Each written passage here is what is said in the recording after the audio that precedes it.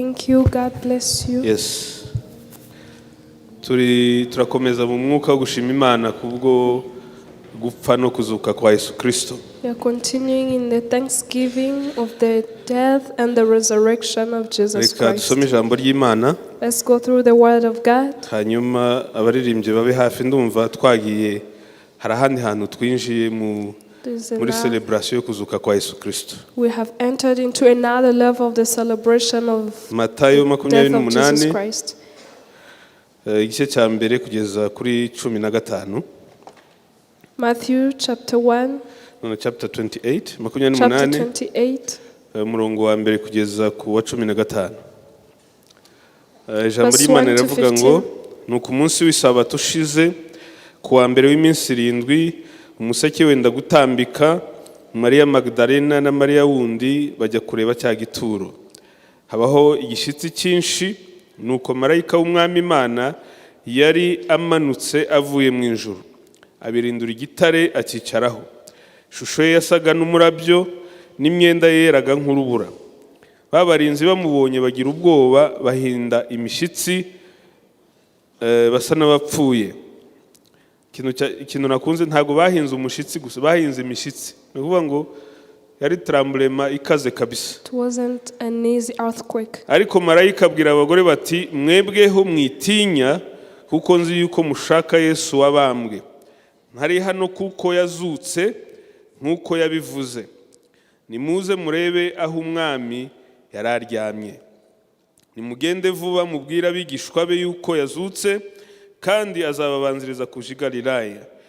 Iyo niho muzamubonera, dore ndabibabwiye. 8. Bava mu gituro vuba, bafite ubwoba n'ibinezaneza byinshi, birukanka baja kubibwira abigishwa be. Maze Yesu ahura nabo arababwira ati, ni amahoro. Baramwegera bamufata ku birenge, baramupfukamira. Maze Yesu arababwira ati, mwitinya. Haleluya. Mwitinya. Nimugende mubwire bene data baje i Galilaya, niho bazamubonera. Bakigenda bamwe muri babarinzi baje mu murwa, babwira abatambyi bakuru ibyabaye byose. Bateranira hamwe n'abakuru baje inama, bagurira abasirikari feza nyinshi bati, muje muvuga muti abigishwa be baje nijoro dusinziriye baramwiba. Umutegeka naramuka byumvise tuzamwemeza, namwe tuzabakiza amakuba. Nuko bahera ko bajana ifeza babigenza uko bohejwe. Iryo jambo ryamamara mu Bayuda na bugingo n'ubu. Amen. Amen. Reka turirimbe yandirimbe ivuga ngo, wasezeranije Ana umwana w'umuhungu urabikora. Wasezeranije na Sara umwana w'umuhungu urabikora. Amen. Gato gusa hagire uyije imbere. Wasezeranije Ana, wasezeranije Ana kuza mu mwana w'umungu. warabikoze, warabikoze, warabikoze. Wasezeranije abera kugiye mu ijuru. Shyiramo ingoma. Nukuri warabikoze, warabikoze, warabikoze. Mwami ye, mwami, icyo wavuze ugikurikirana imyaka ibihumbi isoza. Mwami, icyo wavuze ugikurikirana imyaka ibihumbi ukagisoza. Mwami Mana, Mwami, icyo wavuze, icyo wavuze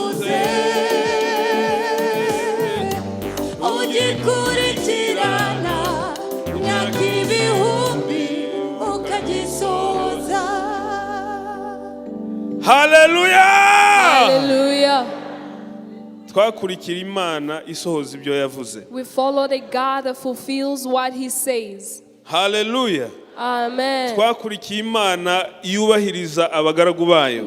We follow the God who obeys his servants. Twakurikiye Imana ikora ibidashobokera abana b'abantu. We follow the God who does the impossible to Twakurikiye men. Imana izura abapfuye. We follow the God who raised the dead. Twakurikiye Imana ihindura amateka. We follow the God that changes our history. Twakurikiye Imana itaduhamagarira ubusa. We follow the God who does not call us for nothing. Iyo yaduhamagaye, When he calls us, iyo tubwiye ngo when he nimunsange, says, come closer iba to me, yamaze kurema. he has already created. Haleluya. Iba Amen. yamaze kurema. He has already created. Nk'uko aba bagore babyutse mu gitondo, Like these ladies woke up early in the morning, Yesu nta makuru yakamenyekanye kuko yazutse. there couldn't be any news that Jesus resurrected. Nta muntu n'umwe uzi ibyabaye. That no one could know what had happened. Babyuka bagiye kumusiga imibavu, So they woke up early to go and spree ariko the bageze mu fragments. nzira,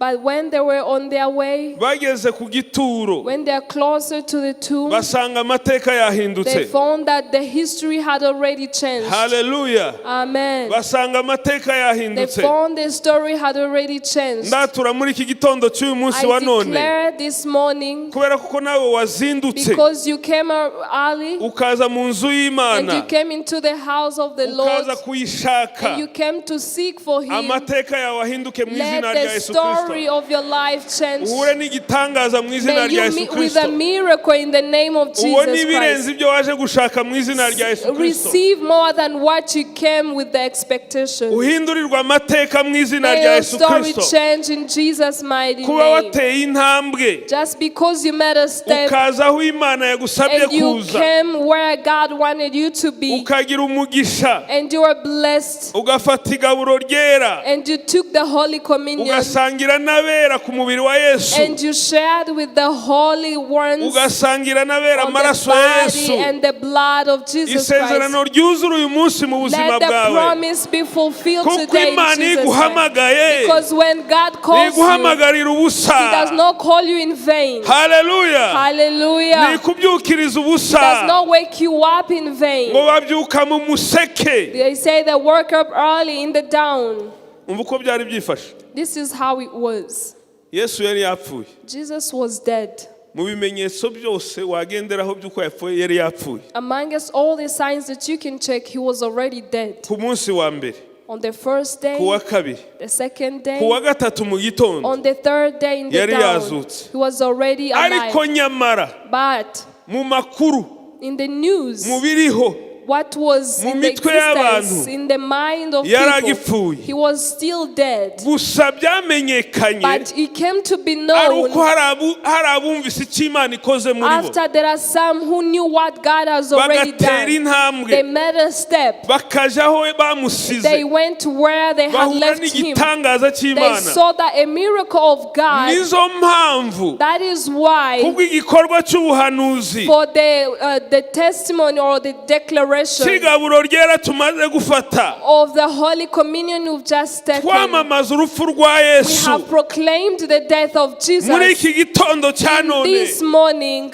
Twabaje hano twese, as we are here, haleluya, duhure hallelujah, n'igitangaza may you cy'Imana, receive duhure the n'imbaraga miracle. zamukuye mu We bapfuye, meet with the power that rose him duhure from the n'imbaraga dead, zamuzuye, with the power that resurrected kuko him from the ntakiri dead. mumva, ntakiri He is mumva, no longer in the tomb. ntakiryamye mu He is no gituro, longer laying in the tomb. He yarazamutse, was resurrected. yarazutse, He is resurrected. ni muzima, He is alive. ariho, He is alive. azahoraho He will forever be, iteka ryose. forevermore. Tumukomera Let's amashyi, give him a round of tumuvugirize applause. impundu. Yesu Hallelujah. arabikwiye, Hallelujah. Yesu ni umwami, He is the King. Yesu ni umwami. Jesus is the King. Amen. hari abantu batumva ibyo tuba turi kuvuga. Sometimes people don't understand what to be Iyo talking tuvuze ngo about. Yesu ni umwami, When we say that Jesus is the king, Satani arwara ikirungurira atangira gufatwa the devil feels bad. kuko buriya reka mbabwire ikintu gikomeye. Let me tell you something Nakivuze no powerful. muri Jeunesse. I even said it in the youth ministry. Satani ku giti cye The devil himself ntabwo akesiona autorité y'ijambo does ry'Imana. not question the power of Ntajya the, gishidikanyaho. he does not question the authority of the word of Umunsi God. Yesu yamubwiraga ngo biranditswe. When Jesus told him that it's written, Nigeze amubaza ngo ibyo uvuga ni ibya he icyo never gitabo ni asked iki. Jesus, what are you talking about? Nigeze Which book are you namubwira ngo talking urabeshya. about? He knew what Jesus Azi ko was ari talking ukuri about. kuzuye ijana He ku ijana. knows that it's the truth Iyo tuvuga rero ngo 100%. Yesu ni umwami, So when we say that Jesus is tukavuga the ngo king, yaratsinze, we say that he tukavuga ngo won. imbaraga zamukuye mu bapfuye nizo zikorera And muri the twe. power that rose him from the dead is the same power that works through Tuba us. tuvuga ukuri Satani We adashobora be kunyomoza. proclaiming the truth that the devil cannot Hari ibintu biba biri kuba mu buryo bwo mu manipulate. mwuka. There are things that be happening in the spiritual Hallelujah. realm. Rero Hallelujah. ubyakire. So receive it. Ndi kwamamaza intsinzi ya I'm Yesu. proclaiming the victory of Jesus Ndi Christ. kwamamaza intsinzi ya Yesu. I'm proclaiming the Ndi victory of kwamamaza Jesus. intsinzi ya Yesu. I'm proclaiming the Muri iki victory of gitondo Jesus. cya none ndamamaza This intsinzi ya morning Yesu. I'm proclaiming the victory Ndifatanya of n'imbaraga Jesus. zamukuye mu bapfuye. The power that rose him from the Ndamamaza dead. igitondo cyo I'm kuzuka. proclaiming the dawn of Ndamamaza resurrection. igitondo cy'intsinzi ya I'm Yesu. proclaiming the dawn of resurrection of Ndamamaza Jesus igitondo Christ. cy'intsinzi yo ku I'm musaraba. proclaiming the victory from the cross. Ndamamaza kuko Imana yakoze I'm ibidashobokera abana proclaiming b'abantu. that God did what was impossible to man. Kandi ibyo biba uyu munsi mu buzima And let bwawe it mu be izina rya now Yesu. upon your life in Jesus' Ibyo mighty name. byuzura uyu munsi mu izina Let rya it be Yesu. fulfilled today in the name of Jesus Christ. Ntabwo bisaba gutigita. It does not require you to be Ndemeranya shaken. n'ijambo ry'Imana. I agree with the word. Ndi umuhamya mu ijambo ry'Imana. I can testify with the word, in the Kuko word kiriya gitondo that by that dawn, bahagurutse they woke up, they stood, bagiye gusiga amavuta they went to go and smear the body, ariko basanga byahindutse. but they found that things had changed. Basanga ntabwo ari intumbi, They found that he was not a dead body. ngo basanga ijuru ryamanutse. They found that the heaven had come down.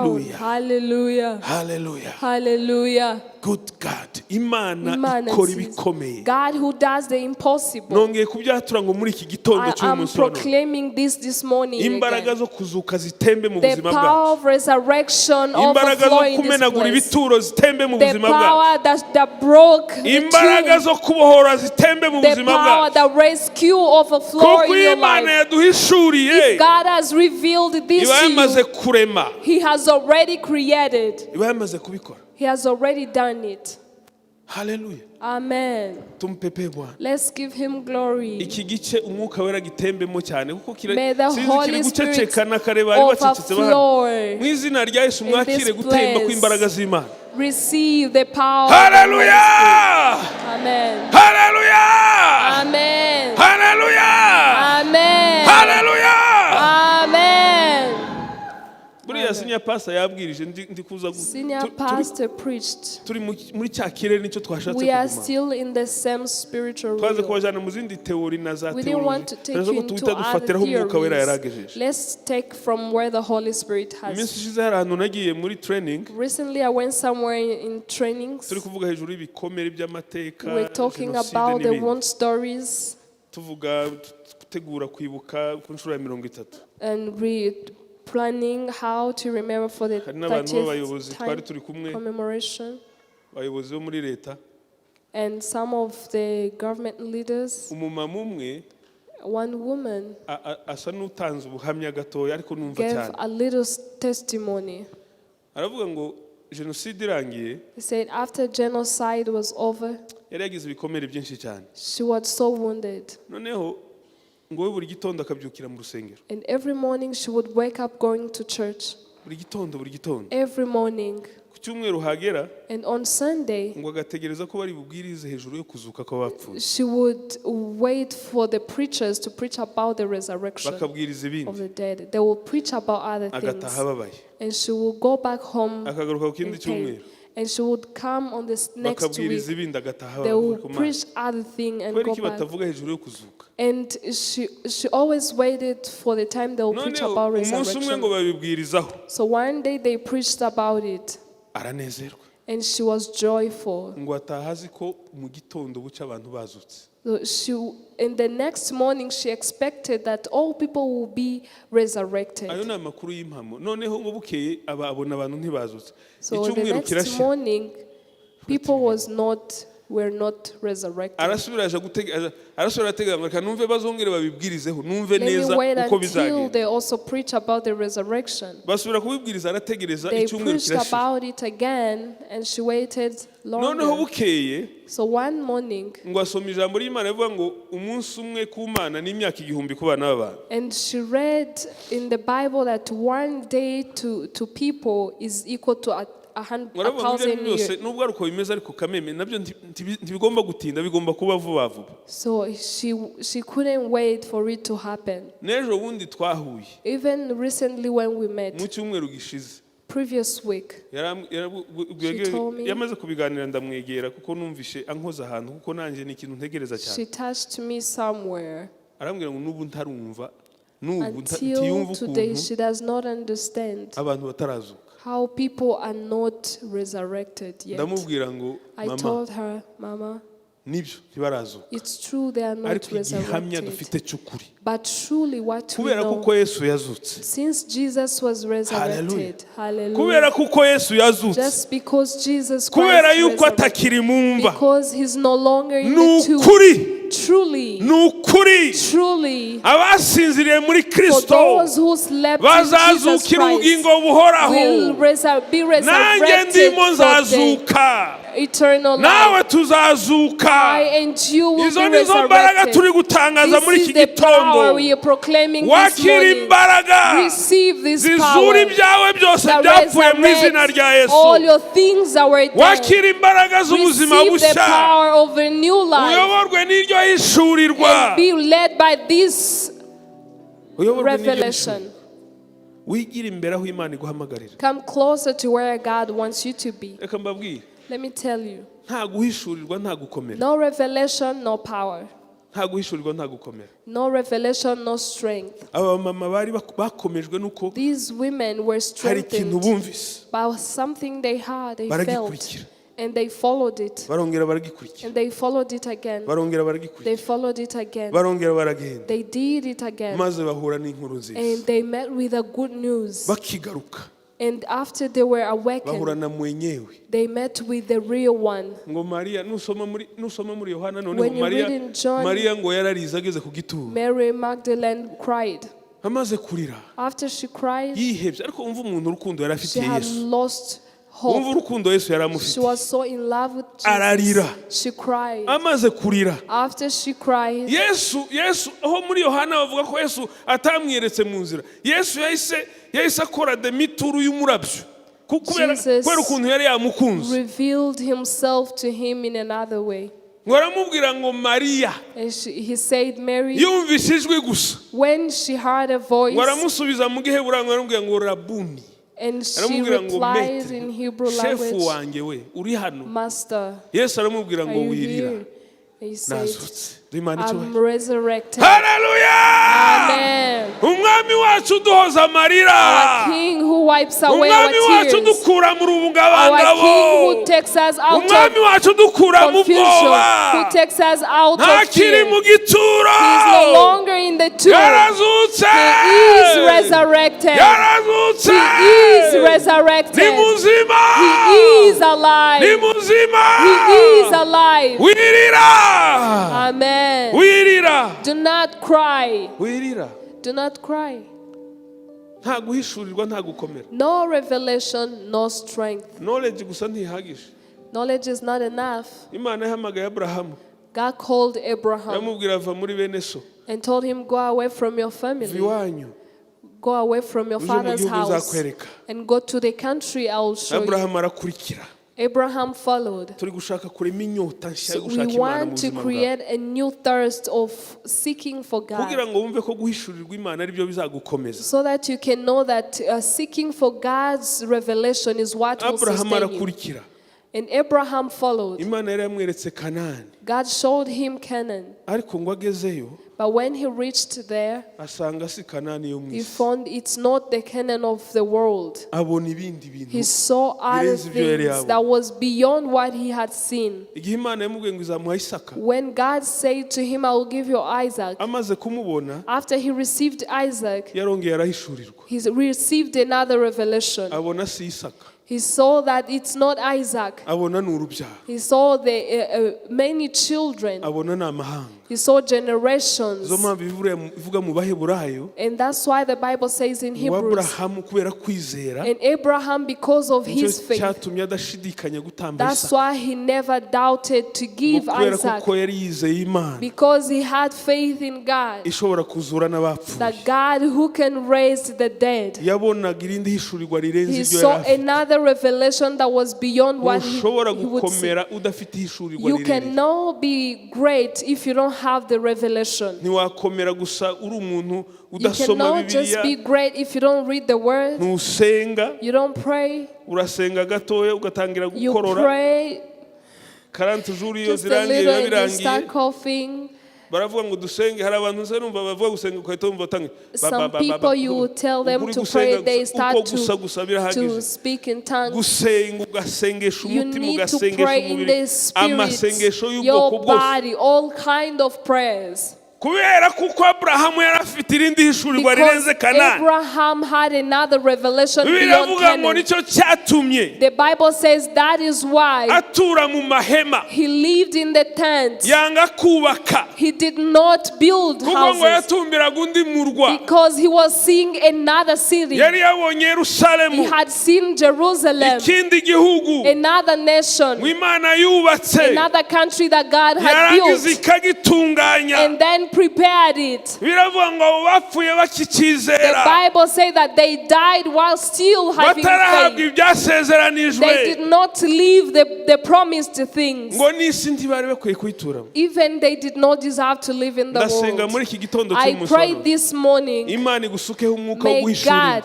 pour out upon you the kuyishaka, spirit no of kuyishaka, seeking and kuyishakana umwete, seek Him kugira ngo wigire imbere diligently, with wholehearted aho living, Imana iguhamagarira. so that you can move closer to where God has called you to be. Haleluya. Hallelujah. Hari ahandi, There are other places. gira mugenzi wawe ngo hari ahandi imbere, There are other places haracyariho for us. ahandi, There are so other many haracyariho places urundi for rugero, it. There is another level. haracyariho indi etape. There is another stage.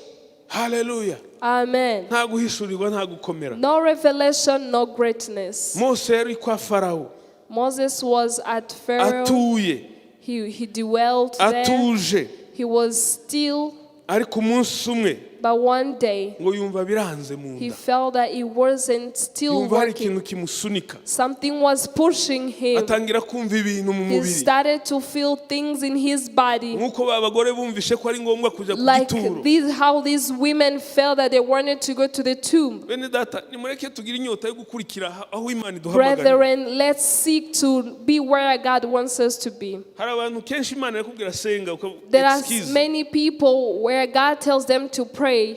n'itorero rya ruhari gashyiraho n'amasengesho nayo ukanga. They fail to pray even when the church brings a plan of prayer. Excuse. Komeza gushiraho impamvu. Igihe cyo gutanga impamvu cyararangiye mu izina rya Yesu. Days to give excuses are gone. Haleluya.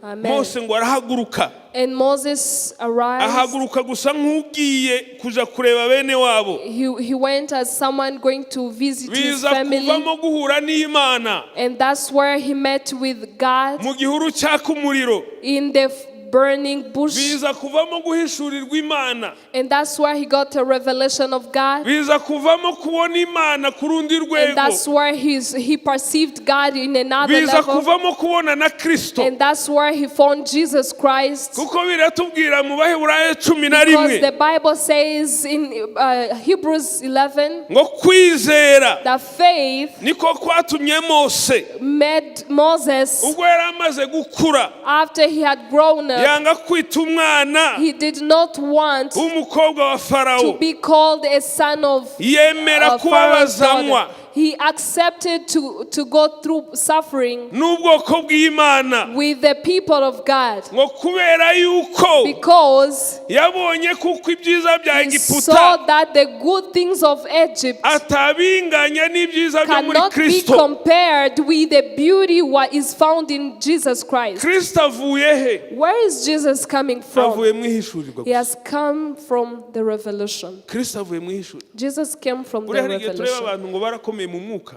When you see people who are great spiritually, Imana yabakoresheje bikomeye. God used them mightily. Naje gusanga nta kindi bari bafite. We found that there are no other things they Bari had. bafite guhishurirwa They only kurenze had the revelation that is beyond, kurenze iyi atmosphere, kurenze that ibi is bicu beyond dutuyemo. the clouds and this atmosphere. Bahoraga babona kure. They would see far away. Iyo ufite ihishurirwa rimeze gutyo, When you have such kind of urihutisha revelation, ibindi byose. you speedy other things. Haleluya. Amen. Haleluya. Amen. Haleluya. Amen. Imana itembesha umwuka wo May guhishaka no God guhishurirwa muri twebwe. overflow the part of Hallelujah. revelation. Haleluya. Amen. Haleluya. Amen. Haleluya. Amen. Haleluya. Amen. Haleluya. Amen. Haleluya. Amen. Haleluya. Amen. Abraham aje kuraga Isaka. Before Abraham give inheritance to Isaac, Yamuraze Abraham yari umutunzi cyane. he was a man with many Ariko cattle, yagiye kumuraga ikintu gikomeye, amuraga Imana. but he only gave him God as inheritance. Amuraga vision icyo uko yabonye Imana. He inherited him the vision, Namwe ugenda uzagira of God. umugisha. Imana izabane nawe. and he told him, "Go, may God go with you." Isaka agiye guha umugisha abana be. When Isaac was about to give Yaravuze ngo inheritance to his nimuntegurire descendant, muje kunzanira umuhigo ngira he icyo said, mbabwira. "Bring a priest so that I can tell you." Ntabwo yaragiye kubaha I give you amaforumire the y'imirima inheritance. aho bahinga za chia seed n'ibiki byose n'ibyo nsigaye numva He did byateye not want to na za give him macadamia them n'ibindi. land. Ntabwo yari chia seed. Yarababwiye ngo nimwicare hano. He told them, Muze "Sit hafi here, yanjye." come closer to me." Ariko aba bantu bari barahishuriwe Imana. These people had got a revelation of God. Haleluya. Amen. Haleluya. Amen. Maze mama wabo kuko yari azi kuko hari ibanga riba mu kumenya Imana. Because Aragenda their yibira mother knew there is a secret in knowing God, Yakobo ibanga. and she agreed to give. Aramubwira gira vuba Do hari ibintu quickly. bigiye kuza. There are so many things that are going to come. Yakobo ngo araza. Jacob came Aje imbere ye. in front of his father, Maze Isaka aratangira. Isaka atangira kuvuga. and Isaac started to speak. Isaka atangira kumuhesha. Isaac started to bless him. Arambwira mwana wanje. Said, "My son." Uza kubisoma mu itangira ibice 49. Read in Genesis chapter 49. Mwana wanje. "My son, Yakobo Jacob, urahumura neza. you smell good. Nyegera. Come closer. Kubwira icyo nabitse I can imyaka tell you yose. what I have kept all these years." Amuraga Imana. And he inherited him Amuha God. Imana.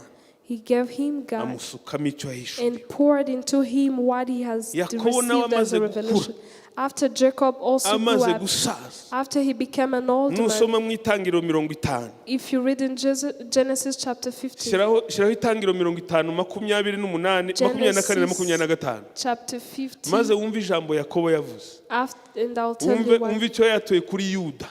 and hear what Umenye he, uza kumvaho aho declared upon barutanirwa himself. gukomera. This is how people are greater differently in power. Itangiro 50. Genesis chapter 50, 24 na kuri 25. 24 to 25. Yes. 24 na 25. Reka njye mpasoma. Yes. Hariya ni kuri Yosefu. 49:8 kugeza ku 10 nibyo. Itangiro 49:8 8 kugeza ku 10. 49:8 kugeza ku 10. Wumve ijambo, wumve ibyo Yakobo yabonaga. Hear what Amaze Jacob guhamagara said. abana be bose. Haleluya. Amen. Turi kumwe haleluya. Amen. Haleluya. Amen. Mwihangane ntiturenze iminota kandi turasenga. Amen. We are going to pray. Yakobo agiye kuraga abana be. mwumve uruhererekane, mwumve kuva kuri Abrahamu. Hear from this chain from Mwumve icyo Abraham, Abrahamu yaraze Isaka. what Abraham gave to Isaac as Isaka inheritance. akiraga Yakobo. And Isaac gave it to Jacob. Yakobo ahamagara abana be bose. And Jacob called all his children. Atangira kugenda abaha umugisha. And he started to bless them. Ageze kuri Yuda. When he reached to Judah, aramubwira ngo Yuda we, he said, Judah, bene so bazagushima. you are he whom your brother shall Ukuboko praise. kwawe kuzaba ku ijosi ry'abanzi bawe. Your hand shall be on the neck of your enemies. Bene so bazakwikubita imbere. Your father's children shall bow down before Aravuga ngo you. Yuda ni icyana cy'intare. Judah is a lion's whelp. Urazamutse. You're going up. Mwana wanje uvuye mu muhigo. You've gone away from the prey. Yunamye ubunda nk'intare. Kandi bows nk'intare down. y'ingore ninde wayivumbura komeza. Inkoni y'ubwami. Haleluya. Amen. Haleluya. Amen. Inkoni y'ubwami ntizava kuri Yuda. Inkoni y'ubutware ntizava hagati y'ibirenge bye. Nyirayo ataraza. Amen. Uwo niwe amahanga azumvira. This is the one that nations will obey. Your vision. See that vision. Reba ayo ma. See that eyes. Ari mu nkono. It's not in the saucepan. Arareba nyiri bihe. It's looking at the owner of Hallelujah. time. Ntabwo mwumvise. You did not Hallelujah. hear. Amen. Umva abagabo baraga, umva abantu bafite amaso. Listen, people who have eyes. Bibiri itubwira ngo biriya The Bible bikoze says kubwo kwizera. he did it in faith. Aramubwira ngo inkoni y'ubutware The sculptor of ntizava imbere yawe government that will come before you kugeza igihe until nyirayo azaza. the owner will come. Uwo ni Shilo. He is Shiloh, Uwo ni umwami w'abami yabonaga. the King of Kings. Uwo ni Yesu yitegerezaga. Jesus, the Uwo ni one who was umutware sick, turi gusingiza muri iki the gitondo. one we are worshiping Kubera ko yari today. afite guhishurirwa birenze Because gusa he amaso ya had the hano. greater revelation. Nicyo cyatumye akomera. That is why he became great. Asiga umurago ukomeye. And he left a great Uyu vision. munsi muri iki gitondo And today, this morning, mu izina rya in the Yesu name of Jesus, twambara may imbaraga we clothe ourselves with zituma strength, dushaka power that helps us kubona see, Imana mu bugari to bwayo see bwose. God in His Twumve imbaraga in za the big Yesu. picture, the power of Jesus. Dufatanye nawe May we grasp mu mbaraga zamukuye mu in the power bapfuye that resurrected kugira Him ngo from the tubashe dead, kugendera hejuru so ya za that we can be circumstances. able to work above the circumstances. Niba ubyizeye vuga amen ya vrai. Amen. Nuko Pastor Celestin yavuga ngo amen ya vrai, vuga amen ya vrai. Amen. Hallelujah! Amen. Hallelujah! Amen. Ariko murumva ayo maso. Do you see this kind of eyes? Uzi kubona umuhungu wawe akwicaye imbere Seeing ukabona your son in front of you, ukabona Mesiya and you see the Messiah, nyiri butware. the owner of the law. Daniel yaramubonye mu giswahili avuga ngo ni mzee wa kazi, ancien d'état, And ancient of days. Daniel saw him Ukamubona imbere as the y'umuhungu wawe workman. wicaye mu kirambi, nta n'intebe ziza zari zakaje There kiriya. were no seats. Ni mu kirambi bashashe When hajya they n'ingeragere had cyangwa just umujinja. placed the Ni mat, ibyatsi bisanzwe nuko byari bimeze. that will sit down on the grass. Ariko umwuka wera arahishura. But the Holy Spirit reveals. Tumpepe Bwana. Amen. Umwuka wera arahishura. The Holy Spirit reveals. Haracyariho ibintu utaramenya There are kandi birahari. so many things that you haven't get to know yet. Kuba utarabimenya ntibivuze ko Just bidahari. because you're not aware doesn't mean they don't exist. Kuba nta bimenyetso urumva si bivuze ko Just bidahari. because you don't have the signs doesn't Imana mean that they're iragutumira muri not iki there. gitondo. God is calling you closer Nguze this morning. kubishaka ibiguhishura. Come to seek for them and He will reveal them Ba to you. bagore barazinduka. These women woke up early Bagezeyo. And when they reached there, basanga igituro they found kiraranga the tomb was empty. kuko ijambo ry'Imana Because the word of riravuga ngo God says urupfu ntirwari kubasha that death kumukomeza could not hold him. kubera ko rutari kubasha Just kumukomeza because he couldn't hold nawe him. nta kizagukomeza That is gutya mu why izina there rya is Yesu nothing that will hold you nta in Jesus' kizagufata mu mighty gipfunsi mu name. izina There rya is Yesu nothing that will hold you nta in Jesus' kizagutsikamira mu mighty izina name. rya Yesu Nothing will hinder you in Jesus' mighty name. hari abantu bakeneye gukomeza gutsikamirwa hano ko mbona basa Are there nabo people who batari still kumva need to nta be hindered? kizakomeza kugutsikamira mu There izina is rya Yesu nothing that will continue to hinder you in Jesus' mighty name. kuko ijambo ry'Imana riravuga Because the word of God says, Zaburi 125 Psalm 125, umurongo wa 3 verse 3, dusoza as we conclude, kuko itangira ivuga ku murongo wa mbere ivuga ngo abiringiye Uwiteka you start by saying that those who believe bameze in the Lord, nk'umusozi wa Siyoni they are like the mountain of Zion utabasha kunyeganyezwa that cannot be shaken, utabasha that kunyeganyezwa cannot be shaken, uhora uhamye iteka that is always, that abides nk'uko forever. imisozi igose Yerusalemu And as the mountains surround niko Jerusalem, Uwiteka agose so abantu the Lord surrounds his people. uhereye none ukageza iteka From this ryose time forth and forever, ubu nari kugera hano bamaze kwafisha kuri 3 uko nje mvuye kuri 1 ngeze kuri 2 kuko imisozi igose Yerusalemu as mountains surround niko Jerusalem, Uwiteka agose abantu be so the Lord surrounds his uhereye people. none ukageza iteka From this ryose time forth and forever, uri impamvu bashyiramo none the reason why they say now kugira ngo bakubwire kuko iyo is bavuze for you to iteka speak to you. iyo harimo iteka nta When they none speak haba about harimo forever, it's not more about kuko you. iteka riba hirya no hino ya none n'imbere Because n'inyuma the forever is in the coming iyo time. bavuga none no kugira gusa ngo we bakubwira amakuru umenye When ko they uyu talk munsi about hari icyo now, Imana iri they kubikubwira want you to know that noneho kuri God is gatatu speaking to bakavuga ngo you. So on 3 it says, Imana icyubahiro Amen. uyu munsi hari ibintu bimenetse hari ibintu Hallelujah. bivunaguritse mu izina rya Some Yesu things are being broken in Jesus' mighty name. hari abantu bajya bakenera ngo abantu baviyo kure baze Shouldn't kubabwira wait from iri people to jambo come. ry'Imana rirakora This is the word of God and it works. uyu munsi hari ibintu There are some things that are going to be broken. mbuze nk'ahantu hari nk'agati ngo nkavunagure nerekane kuko ibintu byavunaguritse mu izina rya Yesu Kristo Things have been scattered. umva kuko inkoni y'ubutware y'abanyabyaha For the scepter of wickedness itazagumya kuba ku mwandu shall w'abakiranutsi not rest on the land allotted to the righteous. haleluya Hallelujah. inkoni y'ubutware y'abanyabyaha The scepter of the wickedness, inkoni y'ikinyoma n'umwijima the scepter of darkness and inkoni y'urupfu n'amaganya y'urupfu the scepter of death ntizagumya kuba ku mugabane will wawe not mu izina rya remain Yesu upon your inheritance. ntizagumya kuba ku Will mugabane not w'ubuzima bwawe remain on the inheritance of your kuko life. wifatanyije na Yesu mu Because when you kuzuka have brought this together with the resurrection ingoyi of zose Christ, zaracitse mu izina all rya the Yesu scepters have been broken in Jesus' niba name. ubyemeye uvuge ngo haleluya Hallelujah. haleluya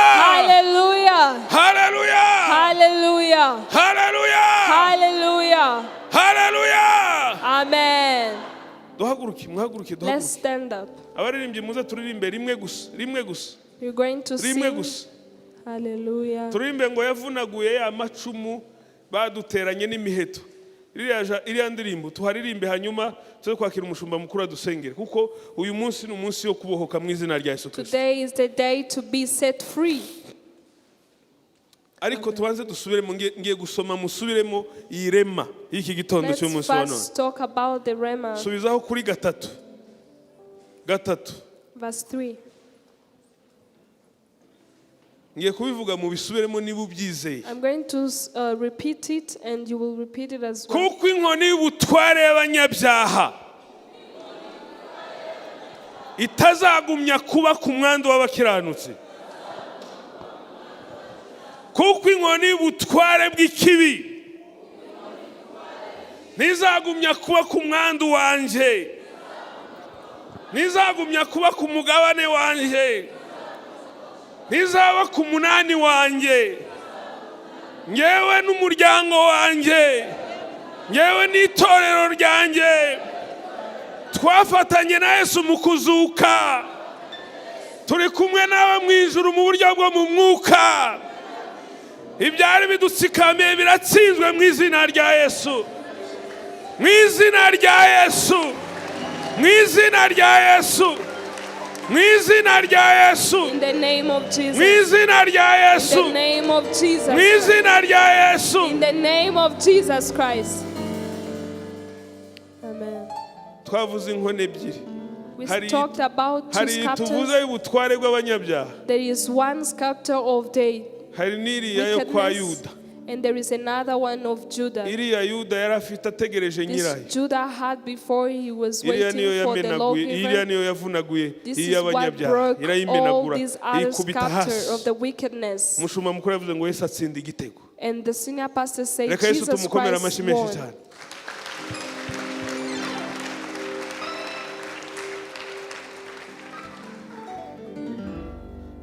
Reka twakire umushumba mukuru adufashe gusa. Let's welcome senior pastor.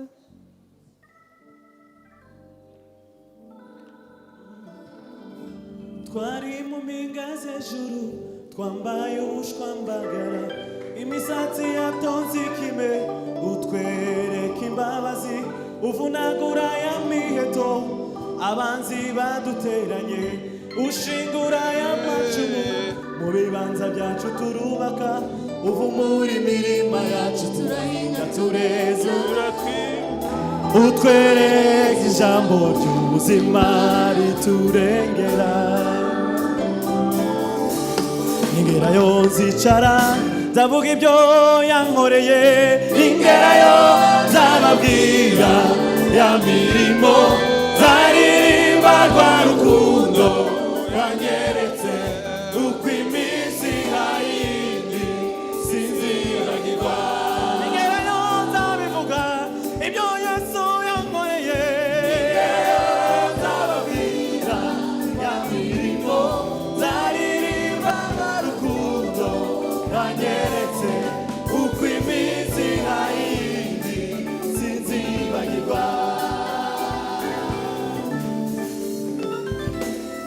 twari mu mpinga z'ejuru twambaye ubushwambagara imisatsi yatonze ikime Utwereka imbabazi, uvunagura y'amacumu abanzi baduteranye ushingura y'amacumu mu bibanza byacu turubaka uvumura imirima yacu turahinga tureza, utwoherereza ijambo ry'ubuzima riturengera. erega si twe twenyine Tuzuye uwo munezero, hariho n'abandi benshi badafite uko babivuga. Ineza yawe nyinshi yamenyekanye ku isi hose. iwacu nawe barahimba ingerayo nzicara babwira ibyo wankoreye ingerayo nzababwira ya mirimo zaririmba rwa rukundo wanyeretse uko iminsi nkayindi sinzibagirwa ingerayo nzabivuga ibyo Yesu yankoreye ingerayo nzababwira zaririmba rwa rukundo wanyeretse uko iminsi nkayindi sinzibagirwa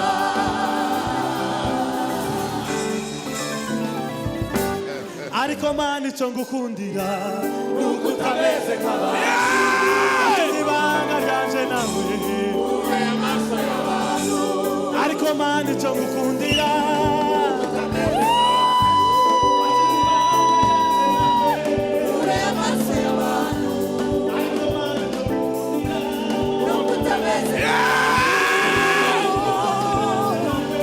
kure y'amaso y'abantu ariko mana icyo ngukundira we utameze nk'abantu wakize ibanga ryanje nawe kure y'amaso y'abantu ariko mana icyo ngukundira utameze nk'abantu wakize ibanga ryanje nawe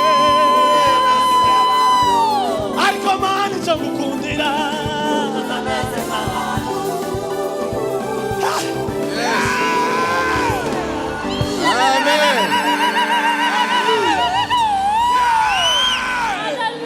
Hallelujah. haleluya Hallelujah. haleluya Hallelujah. haleluya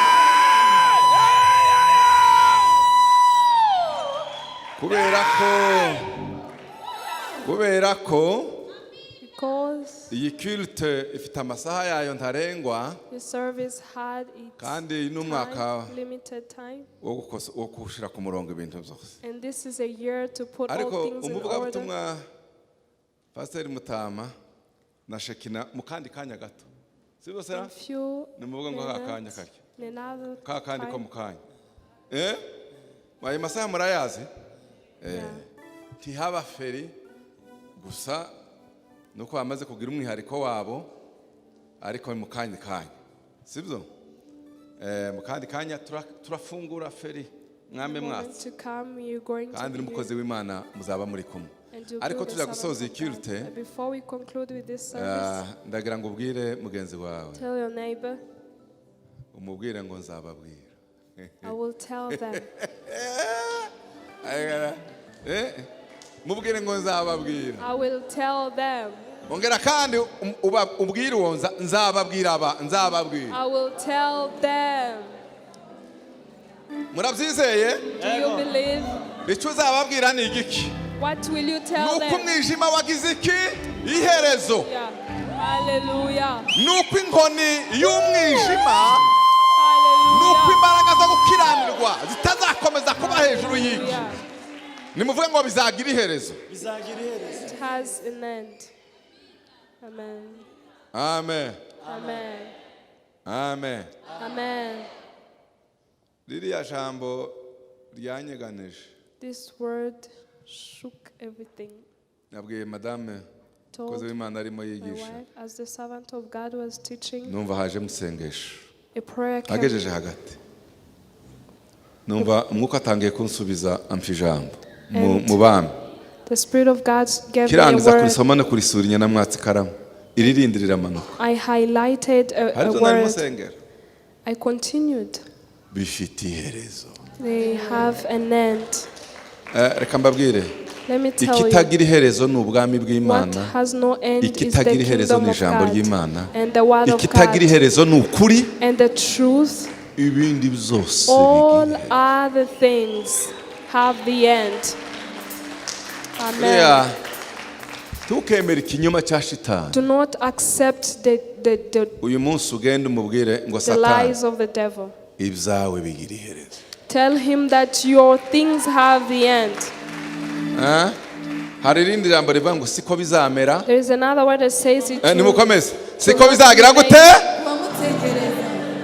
Abagira gute? Same to those waiting for. Nimurangize icyo gice.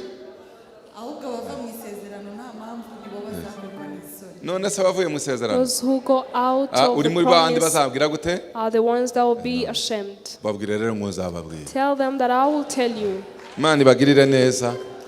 Muzamura amaboko dushimira Lift Imana. up your hand and Imana wagize neza ku ijambo ryawe twumvise. thank you for a word we heard. Kandi wakoze. And we thank ku you buhanuzi bwururutse. for the prophecy Turaja that came gukomeza mu down. kandi kanya. We're going to continue in Turabizi ko ducelebrating and we insinzi know yawe. we'll celebrate your victory. Mugarago wawe ukomeze May umuhishurire. you continue to bring Komeza revelation to your umuhishurire. servant. Komeza umuhishurire. Continue to Maze bring revelation. aba bose bumvise ijambo ryawe All bakiriye these who ubuhanuzi. heard your word and received their prophecy. Ushimwe yuko We thank you that umunsi urahari, isaha there is a irahari, day and time biriya byose bizaba bifite that iherezo. all these things will come to an end. Bikazamenyekana ko uri And Imana it will be y'ukuri known that you're a true kandi n'aba ari God. abagaragu bawe. And these are your servants. Icyubahiro n'ishimwe bibi Glory byawe. and honor is yours. Tuguhaye amashi menshi Given our round of n'impundu applause. nyinshi Jesus. kubwa Yesu Kristo. Amen. Amen. Murakoze cyane. Thank you so much. Abashitsi mujye hariya bajya barabakira. Namwe mujyane n'amahoro ya Kristo. Go with the peace of God. Naho mukanya muri za gahunda zose twababwiye. Ari hariya ari n'abakomeza gucelebrating. Imana ibagirire neza mu izina rya Yesu. Amen. Ariko Mana icyo ngukundira nuko utameze nk'abantu washize ibanga ryanjye nawe kure amaso y'abantu ariko Mana icyo ngukundira